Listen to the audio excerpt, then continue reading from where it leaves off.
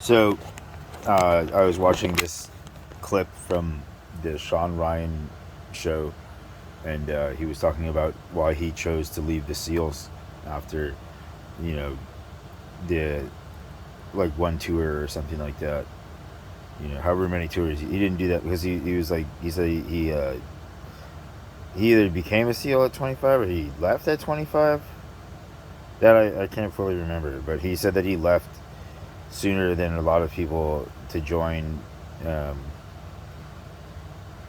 either the NSA or the CIA, right? It was something like that. Um, but you're gonna have to go and hunt through all of his videos to find it. And I'm not gonna I'm not gonna deprive him of views. You can hunt through and source hunt if you'd like. Um, and so he's like, oh, like I decided to leave for these very professional reasons, right? Oh man, but so like you can be a Navy SEAL and get like 30 something $1,000 a year, I think. You know, um, like it, there's a there's like this gigantic world once you go through um, tier one operator schools. This gigantic world of employment. I mean, it's like a small world, but it's a gigantic world. And there's a lot of rich people, and they all want dudes who, especially guys who have experienced real combat and actually shot somebody, um, or whatever the extent of their things, right? And so he said that can't remember exactly why. Like I made a clip, and they said I reached my daily limit, but they never warned me that I reached my freaking daily limit. So I kept on making clips instead of making videos, and so I'm kind of angry at them for that because they've done this to me several times. And there's no like counter, like it doesn't have a counter that says like, oh, you have this many clips left that you can make. Like I'm able to pay fucking attention to that. I mean, come on. So, like, there's like dudes and usually a lot of these guys they don't know, um, unless their families or something like that have done or been a part of any of the life after a tier one operator thing, or they've read a bunch of books, you know. But I don't know how many. Like I've never met any of these guys really, and so I don't know. All I can do is hypothesize based on all of the videos available online, documentaries, and like their interviews and talking and stuff like that, and analyzing them, and so there's a lot of dudes, and like you can get like bodyguard work and stuff, and henchman work. You can get all kinds of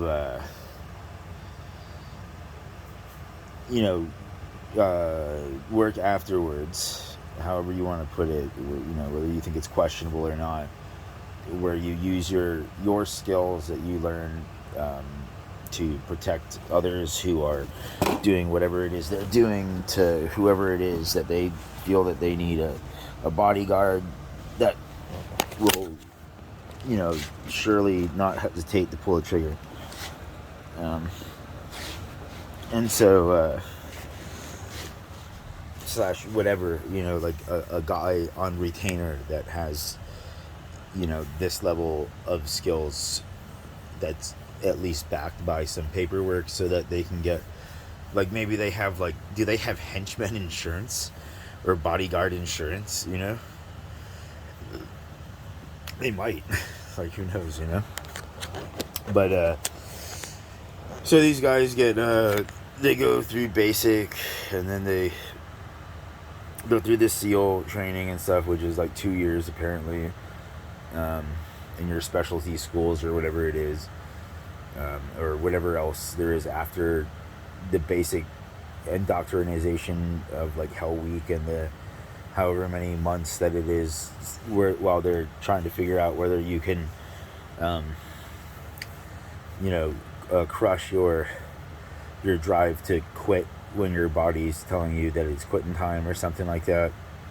and all of the mental, the basic mental stuff that they use to kind of break you, um, so that you can do whatever it is that they're asking you to do without asking questions, I assume, about who this really fucking benefits, you know?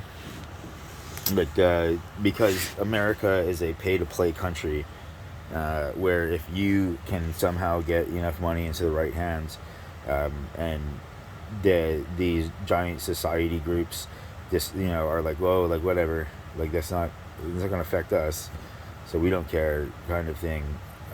Then you can get American troops pay to play on your soil, and they'll find a way to get there.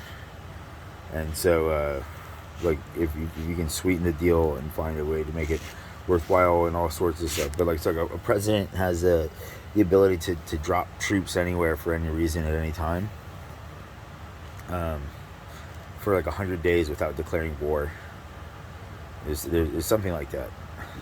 Don't quote me, but I'm pretty sure it's something like that. And so, but like, they lobby, like, they have, all these countries, like all these gigantic European powers and stuff. They have lobbyists, and like the Saudis and the Dubai people and whatnot, and like even the Chinese and the Japanese and the, all over, just everybody around the world has lobbyists, and they're lobbying for your tax dollar, and they're going to these clubs and places where these politicians go, and they're like whorehouses or whatever, like, they know, both parties know why they're there, and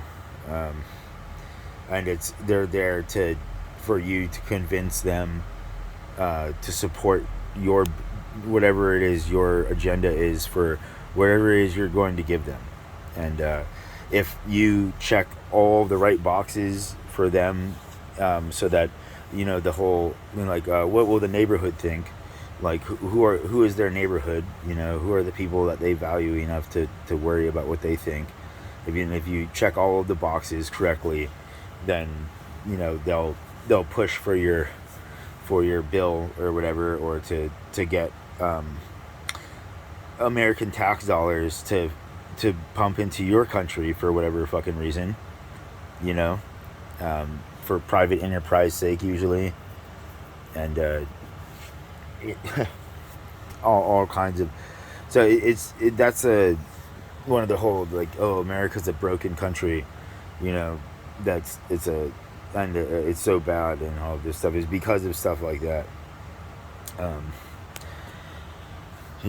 Because it's not like, oh, like, they found out that there's genocide going on in Rwanda, and they're gonna go and send like ranger teams and stuff, and whoever, like, special forces teams and things like that, or whatever it is, to go and squash this fucking, whoever it is that's committing these heinous crimes. Like, it's nothing like that, like, it's like,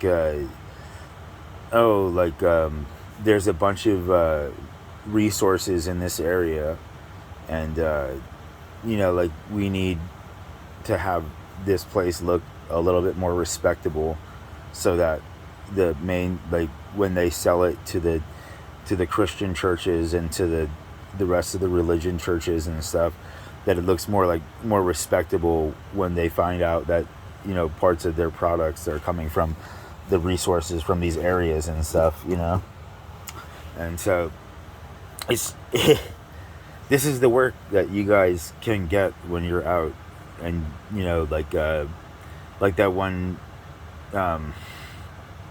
Delta Force guy who did the movie, the Navy SEAL teams, like, and so, like, he was, like, bodyguarding for, like, billionaires and stuff. That's what he said, I think. I'm pretty sure that was him who said that. And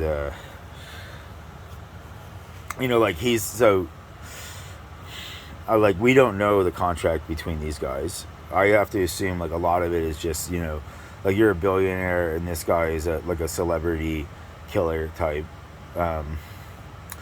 and he's a highly capable operator, and you're somebody who has the potential to have like big targets on your back because your company and you have made enemies, or you're just a target because people are jealous of what you have, or any number of things, and you are you stand and you keep presence, so that everybody around behaves themselves because they know that you are capable of popping off, and that this rich guy is willing to pay all manner of money to whoever it is possible to ensure his legal safety within the and within the confines of and exceeding, like, manipulating the view of events and stuff like that. But mostly, like, these guys are just kind of standing around and assessing the area because they do, business around the world, and they step on toes and stuff.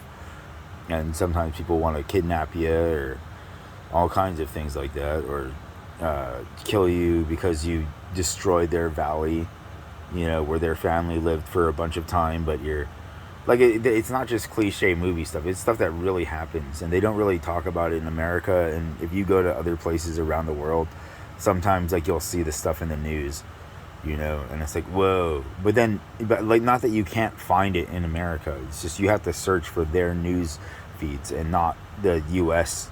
news company feeds. So, like, you can get a VPN, or you can get like, usually you have to do the VPN because it has to register as that country, and then there's other things that I'm not going to talk about because I can't remember. Like, I've been waking up perpetually sleepy, but so basically, like, you go and you become a Navy SEAL, and you have your X amount of tours that they require you to do to get that level of training and expertise, and they might only require one, and you do your one real tour, and then your training is paid for, but you're at the behest of their missions, and you don't know the real anything of these missions, and you don't, like, some of you might understand, like, how one person can be valuable, and that you don't know who this person is, and that you don't know anything about this person, and you just know that this is the target or something like that. But we don't know what SEAL teams and stuff really, like, what their real missions are. We just know the relative stuff that they tell on TV and stuff, which is all propaganda, like, maybe some of it is real, but, like, when you're dealing with anybody who gets training to lie, and to act, who knows what anything is, so all we can really go on is sales, and like, items and stuff, and natural resources, and history of places, and loot caches, and again, natural resources, and people vendettas and things like that. And most people don't know how to find information about these things, and I don't know how to find. I just know about these things somehow, because I'm making this video. And I'm not going to tell you my sources because I don't know my fucking sources, and whatever, man. Like, fucking, I mean, you're so you guys have the opportunity to go from, like, over 30, because you can, if you somehow qualify or whatever, you can go and do Navy SEAL pretty fast, right? If you can go through it. And I thought that every SEAL had to be at least a sergeant, but that's probably not real. You could probably be a corporal or whatever and be a SEAL, or whatever that is in Navy speak, which would be, I don't know, like a bosun's mate or something. I don't know. They have like the Chiefs. I remember Master Chief, and Chief, and Master Chief was Halo, you know, or Master Chief Carbucher from Men of Honor or something like that. You know, it's a good tale. And, but so it's a like it's your choice, right, to do whatever it is after, and I don't like everybody makes their choices in life, and sometimes something like is like, okay, well, I mean, could you do and go over here and do this? I need you to be like eyes. I don't really know. I don't know your whatever it is, you know, your own personal contracts or your personal contracts. I don't know. I'm not commenting on that. I'm just commenting on the reality of commerce in this world and resources and people, and so you know, and that there's a large number of whatever, and when you're in, you know, there are people, and sometimes just like what they do to poor people all around the world, where there are people who literally will come up to you and respectfully, nicely, politely ask you if you want to sell your baby. You know, I've heard it happen on more than several occasions, and somebody will come up and be like, hey, do you want to sell your baby? Like, we'll give you this much money to sell your baby. You know, so there are people, and they'll go up and they'll be like, oh, do you want, like, you know, like maybe you want to be a henchman in some private army, or part of a criminal organization or something, you know,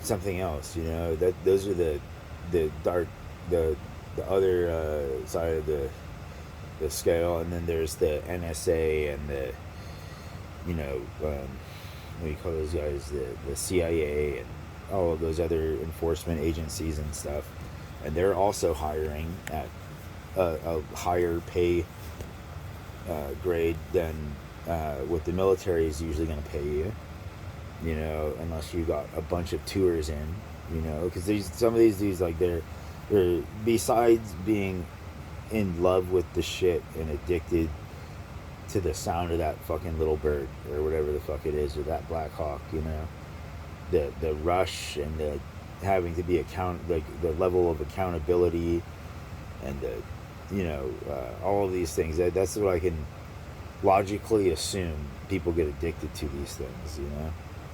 And then of course it's the whole thing of oh, like how well can you tell somebody that you don't love fucking killing, you know, because every combat veteran that I have ever talked to from certain eras before the Bush administration, you know, like if you get them in the right mood, they're like, fuck yeah, I loved killing, you know, like it felt fucking good, you know, like opening up with my 60, you know, or fucking, you know, dropping a dude with my M16, like just bam bam, or knifing some motherfucker, you know, like, and they'll like, it was fun, you know, like they enjoyed it. They're boys, you know, they're hard boys, and they enjoyed it.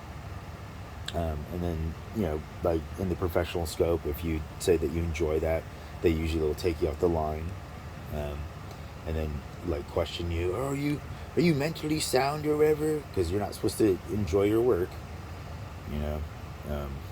And then they're, you know, but it's more like the question of the validity of kills, I would assume, you know, like, did you kill this person legally or did you kill this person illegally, you know. So it's gnarly, dudes. It's gnarly, but there's a lot of fucking money that you can make when you get out. You don't even have to do a bunch of tours. Like, these guys will start hiring you after one tour, you know, just one thing of because they want dudes who are fresh like that as well, you know. They don't want a guy always who's got fucking like 7 to 9 tours and is really good at sussing out bullshit, you know. They're gonna, sometimes they want a fucking a little cowboy, or somebody who doesn't like somebody who told me about football, right? And they're like, oh, like, we, like, a lot of times, like, these guys who play like Pop Warner and high school ball, and they don't have a special coaches, like they pick up these bad habits that make them undesirable to college teams, you know, and then like totally undesirable to the NFL, you know. But they don't, like, you have to like know and be in, like some kind of like fart whisperer,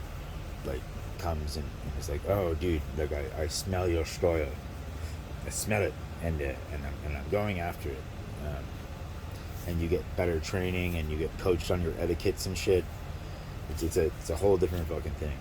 Um, and so, like, you go through your basic training to be indoctrinated into military life, and then you go through your school, you know, and if they whenever they let you attempt SEAL school is whenever they let you attempt it, right? And as long, like, you can keep on trying for a while, and sometimes you make it and sometimes you don't. And then after like Hell Week and all of that kind of shit, like where you're making teams or something like that, then you go and you train with your team for like 2 years to become a team, you know, like a real basketball team. Um, it's all in fucking videos and stuff. Anybody who's like, "Whoa, blah, blah, blah." It's like you guys said all of this shit in videos, okay? Like clearly in fucking movies and videos, in documentaries and shit, in fucking interviews, okay? And so for 2 years, they go and they do their special teams trainings or whatever they call it, where they learn their specialty skills and they learn all the finer details of being like a tier 1 operator, you know.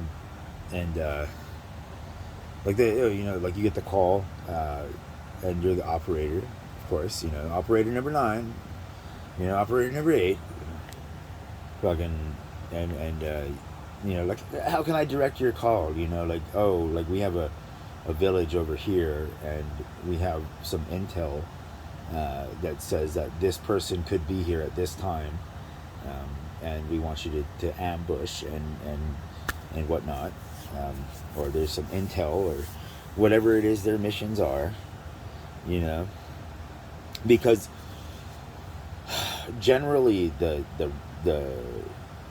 regular U.S. military is the smokescreen for the PMC, and so, like, if you're willing to, you know, like, of course, this is all whatever it is, you know, like, this is lore or some shit, and so if you're willing to maybe piss off God, and you know, break a bunch of laws, then sometimes you can get really high PMC contracts, where they won't put a bullet in your head afterwards, you know, because they want to keep you around, because as long as you're, you know, a useful engine on the island of Sodor, you know. But as soon as you leave that island, like, you become a liability, potentially. And so like, there is all kinds of shady stuff that happens in the fog of war and whatnot, and in that fog there's a bunch of fucking loot caches and various other things, and sometimes they, you know, like, they had these very interesting laws at the beginning of the Iraq-Afghanistan conflict regarding PMCs and accountability for war crimes and high-level interrogations, you know. It was really interesting, you know, like, and you know, it's all questionable stuff, like, and when I say questionable, like, you have your set of questions, and you're possibly caught up in the moment and not thinking, or thinking like, oh, well, it's better that I don't know, and you're just asking these questions that whoever it is asking you to ask them, and so somebody who's a brain can put together a bunch of questions that answer one answer that are not related together, and you're asking this, and it's some, you know, and it seems like it's all on board and fun and games, and you're there for America's interests and to save the troops, you know, but really what you're doing is you're asking about, you know, caches of goods, you know, like, especially in certain areas of the world where they've had um, a long-standing history of trade and acquired wealth and art and shit. And so, like they'll have guys go and do unscrupulous shit, and while the SEAL Team 6 and shit is kicking in doors on the Osama bin Laden thing and crashing helicopters with, you know, cloaking devices and stuff. Like, there's another thing going on at the same time that's and of course Osama bin Laden is the number one thing, right? Like, oh wow, everybody's like, oh, we're not even, who cares about anything else, if there's any like gunshots in a village or something like that, you know? Like, none of that matters. They're all looking over here, and they're not looking over where the real shit is going on with these guys who are PMCing or something like that, you know, and they're there to smash and grab on intel that they got from whoever the fuck it is, you know? And because it's like like what happened in the Holocaust, where there were some synagogue people who ratted out others for like treasures and stuff, and they would catalog, and they had these real lists of people who had certain artworks and, like, you know, jewelry pieces and stuff like that, and they knew because they gossiped in the synagogue and stuff like that, and like, oh yeah, and then somebody is jealous. Usually it's the jealousy, and it's not anything to do with like them getting a portion of the loot, or they're getting to spare their lives. Like, you know, yeah, right. You know, most of these lists were put together before anybody started getting that fucking star on their fucking shirt. You fucking backstabbing pricks. And so, like, they put together these lists, and like they got their cousins. You know, like this guy Johnny Haji over in Afghanistan or wherever the fuck. Like, he has a cousin over in, you know, Uzbekistan or some, you know, like Iraq or Afghanistan, like some other place in the Middle East. And his cousin somewhere over in the Middle East knows that his cousin over here has a stash of shit, you know, and that it's worth a lot of money. And, you know, well, if you know, like, I'll tell you, but I want my share, you know? And so they have their lawyers and stuff work it out. And then, you know, like I think they have the thing called escrow or some shit, you know, like, where the money sits in this zone until everything is confirmed, and then they get their money. And then, you know, because they're already vouched for in this circle of, you know, we can commit crimes together, and we won't talk about each other's crimes, you know, on a very high probability. And so they use PMC guys like they're fucking wet wipes, you know, to go wiping up shit all over, and leaving as few, you know, stains on the ceiling of your asshole as possible. Some are downright thorough, so that, you know, it's just when your shit puckers up again and that little bit of shit pushes out of your ass, you know, then you're gonna find any whiff of anything. And so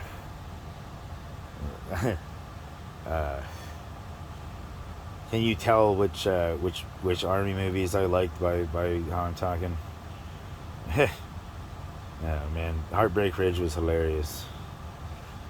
And so, but that's not all. Like, so that's like one portion of the PMC world, is doing, you know, shady shit, helping big corporations and enterprises get raw resources and stuff like that. And then there's the other side of it, which is keeping their bosses safe, while they have their little anonymity bubble, you know, to a degree, in the whole, like, oh, like I'm not really connected visibly with any of the shit that gets these products made, or whatever it is, like part of the real cog of tyranny and destruction. Like, I'm just doing my thing, like, or everybody likes their app kind of thing, and they'll hire you to look cool, to tell Paris Hilton to fuck off, when the guy's drunk and wants to lay down, and she's just like a bubbly blonde, you know, uh, and you know, and she's drunk or whatever as well, and so, but in that interaction, it said, what did it say? It said that I only, like, I recognize his money and wealth is above yours, and therefore you mean less than he does. And if it was somebody else who didn't have money as much as Paris Hilton, the question would be like, within the confines of their pre-established, because some guys, they want people to get hurt because of things that they said or did or just coming around them. Like, that's just how they feel. They think that they're kings or something. They deserve it, / they can pay to have this stuff done. And I'm not saying everybody's doing this and stuff like that. I'm just saying that was a transparent, like this is my guy, and he has this much money, and you don't have this much money, and therefore you don't deserve whatever the fuck it is, and you're lower than him, because he has more money than you, and he's willing to pay me this much money for whatever the fuck it is. And so in that interaction, I understood that this guy is likely willing to take money to fucking do anything. If you got enough money and you're high enough on the totem pole of society that he thinks that, the dirty work that he does for you will get him, like you'll cover his ass because you said you'll cover his ass. Because it wasn't like he was the guy who told me that a bunch of rich people paid him to wave this machete in my face, in my old man's face, because we were camping on a beach, and he said it didn't matter who I was or who my family was or anything like that, and that these rich guys said that they would pay all of his legal fees and cover his ass completely for anything that happens if he goes and he does all of this, instigation of violence and asserting of rich tyranny. And so, that's their life choices, man. Like, if they're, like, who knows until we die, or things show up in our lives that let us know that we made a bad choice, but there's people who are really good at circumventing everything. Even if they have shit coming, they're just really good at sidestepping it all. It's like some evil little thing is like talking into their ear, and like, oh, just take a step to the left. Yes. And like, as long as you listen to that evil little prick, like, they will keep you out of the whatever it is. But the other voice, like, you're like, oh, I don't really like that other voice. That other voice is mean. I had to kill those people. I had to. It wasn't because I felt like, oh, I just really want to. Because I had to. I don't know. Well, I do know that after somebody goes through a tier 1 operator school and graduates and does a tour, they usually have to do at least one. They have to do the one tour to satisfy their, however much tours they have to do to satisfy their contractual obligations for the level of training that they got. And then they have this opportunity to go, and they'll talk about it amongst themselves and stuff, to go and be 1NF guards or henchmen or whatever it is, depending on, I always seem like Rangers would probably be the 1NF guard zone, and then the upper the tier 1 dudes are the henchmen. No offense to the Ranger school type people, but I mean, when people say Ranger kill teams and stuff, that isn't exactly like the same kind of surgical work as like other shit that they're saying that these other guys are doing. So, like, no offense. I mean, I know a lot of Rangers, and I'm not saying that they're pricks or whatever, but You know, I'm just saying that's like a fucking a 1 and F guard still gets paid a fucking over $100,000 a year. You know, to guard whatever it is that they're guarding, and they get like their pension plans and their life insurance policies and crap. But like these other, a lot of it is willing to bang. Like this dude's willingness and understanding and ability to cover up a crime. Like all of these things go into these guys' selection, you know, and that's the reality of the, you know, like it's still the dark, dirty ages, and I know who the fuck I am. So if you're trying to tell me otherwise and saying that what I heard and what I know is wrong, despite the reality of actions and all of that kind of stuff, like then you're a delusional narcissist, and it's insane that you made it that far, you know, to have that level of skills and to whore your violence out like that. But it's on your soul, dude, and whatever else that soul web has touched is affected by that as well. But like I'm not, you know, I'm not judging you or whatever. I'm just saying that that's like if you get out of the fucking, you can, if you're capable enough to become a tier 1 operator, or what is it, SWIC or something like that, driver, like the guys who drive and fly for the tier 1 guys to get to where their missions are and all of that kind of shit. Like you have these opportunities to be hired by these rich people who want your skills and are willing to pay you, you know, like even though, like, honestly, I think the contracts are still around 100,000, which is insane given like, you know, like they offered me $100,000 in 2006 just to plug in computers, and I didn't do it. You know, I was like, I can't do this. But it was 100K. It was just a standard contracting job with like Halliburton or something like that. Just literally just plugging in computers. You know, it would have been an awesome job, but I didn't do it because I didn't want to. Because I knew like I'd probably end up dealing with other people who were like I couldn't control how other people were, and you know, like anytime you take a guy from fucking just being a high school kid to dropping 100K into their pockets, and they don't know what to do with it, sometimes they'll do some stupid shit and you'll be in the car with them. And I don't want to deal with that. And so I didn't go. I didn't do it.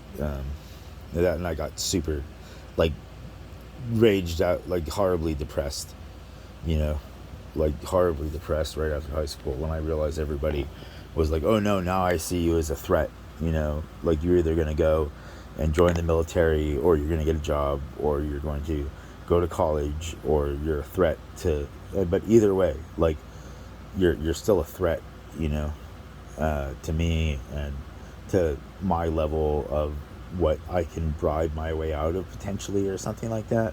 That's how a lot of people like phrased what they were saying. And so it was kind of exciting. Not, you know, like, what was that, like, oh, Rudolph the Red-Nosed Reindeer is a bitch, you know? Like, I would never, I would tell Santa to go fuck himself. I'd be like, dude, like, go fuck yourself, okay? These guys are assholes, and you're asking me to, no, I'm asking you for me. I'm like, but you're asking me to work alongside these people, and I don't want to work alongside these people, and I don't really care who you are, Santa. Like, it's kind of uncool that you're asking me to, you know, to be okay with all of their abuse and stuff, and their general stupidness, and how I feel it ties to me if I decide to work alongside it or whatever. And so, but I was never in the military or anything like that. Like, I just watched a lot of movies after, because I couldn't function or whatever after, you know, a bunch of death threats and shit like that, over absolutely nothing.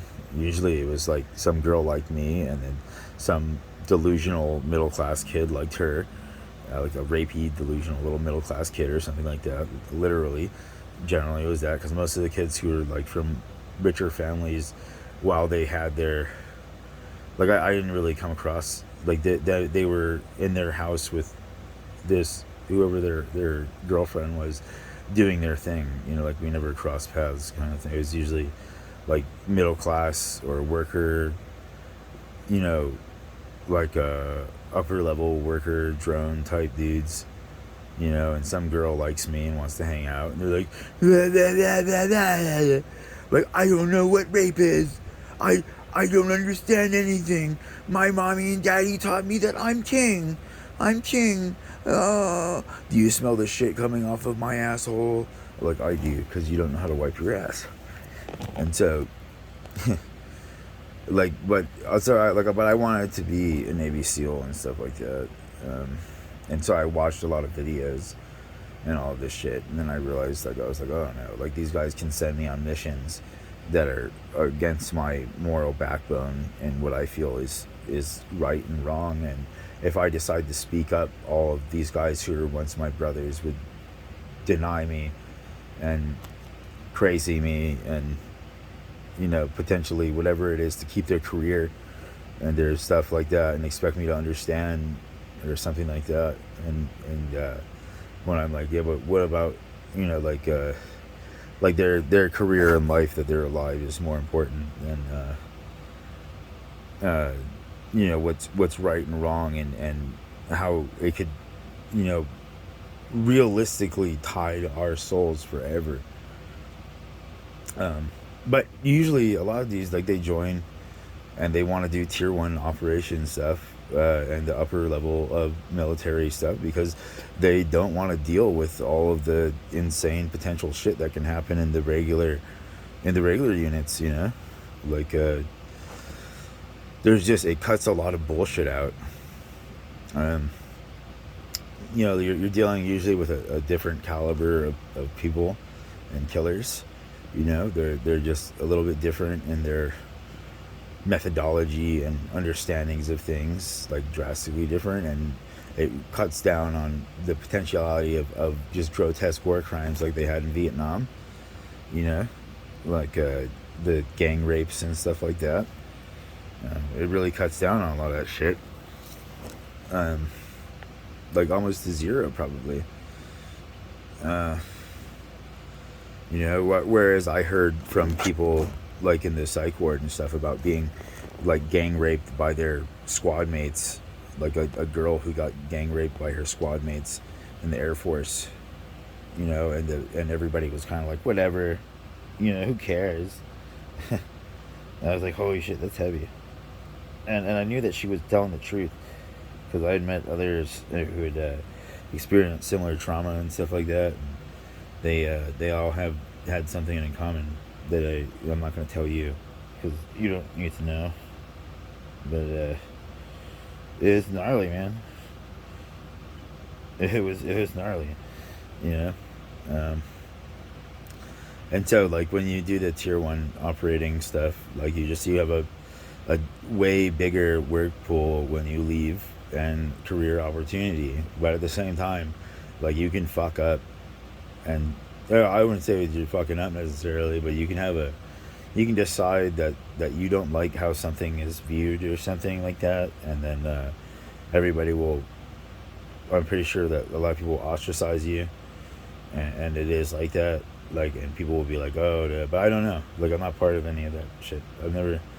I wanted to do that stuff, but so it's just like the outside looking in kind of stuff, you know, like a lot of these guys, like because David Goggins said that, you know, like he was like, I'm not gonna, I don't want to be a party to your war crimes, even if they're like more passive crime. They're not like exactly like raping, you know, like holding down and raping young women and older women, and like the Richard Ramirez crimes that his cousin did and he did. They weren't like that level, but they're like, you know, like what people consider like desecration of a body, and that's, you know, and just breaking of the rules of war, and that if you like you could, if you expect me to accept your breaking of the rules that we all agreed to follow, then I don't know what you could one day ask me to accept you doing, and how me just allowing you this one time can lead to like a rabbit hole or whatever of all of these other times. And so to not even, I don't even want to deal with that once. And that's what I thought was with Richard, what the David Goggins was like, hey, like that's my stance. Like I don't want to, it's a, because that's, I get that, man. Like if you, like those are the rules and stuff like that. And, like he doesn't want to, like who knows what'll cause somebody else nightmares, but like everybody signed up to pop people in the chest and head, and take down and interrogate and maybe get into like a real like hand-to-hand combat kill situation and stuff like that, and various other blowing people up and all this stuff. But then like once the guy's dead, and then so like to take pictures of them and to humiliate their body in photography that somehow maybe their family might see one day, and that the whole thing of the reality of we don't know how our actions really are and how they're aligned with anything. We just know what everybody's telling us and how everybody validates us for certain actions. We don't know if those are really good actions in the long run, sort of thing.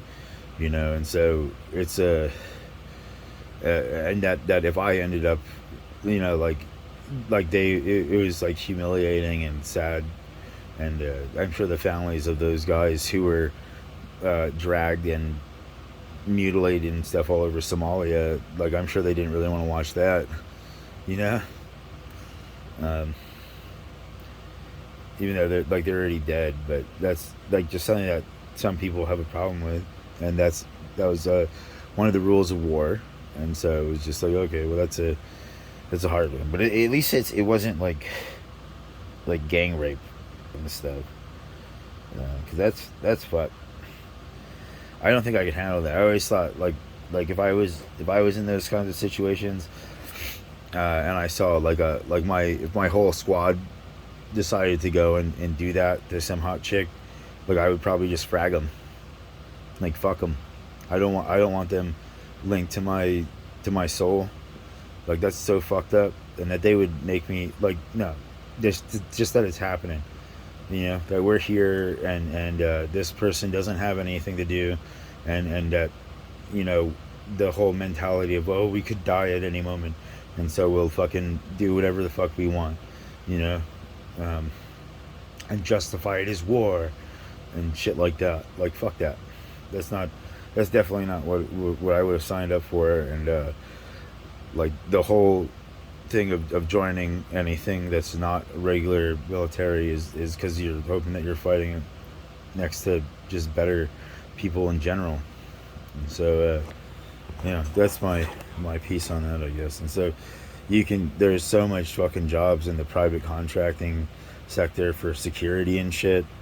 And you can make your own security companies that protect malls and stuff and train up people. But I mean, shit, man, there are some cool people in the security companies, like security guards. But then there's also like a lot of just real shady individuals who join and do that kind of, like I'm just talking about like mall security and stuff. And not all, some of them join because they're predators and they're trying to learn and be better predators, or they like to fuck with young people, all kinds of shit. But so, I mean, that's if you can do a tier 1 type thing in any country around the world, or like a upper echelon fighting group, like the Rangers or the Green Berets or LARP, and Scout Sniper. Like there's just a bunch of things besides tier 1, which is like Navy SEALs and Special Forces Delta Force and stuff. And you know, I'm probably leaving out stuff on both sides because I don't really know. I just know what I've seen on YouTube. And so, but they're pretty fucking transparent. Like, it's kind of insane how much information they have just on YouTube and stuff. You know, like that they would share. It's like the whole thing of them sharing jujitsu and all these martial arts with everybody. Like, oh, like, check this out. Like, learn this. You know, like, anybody can learn this.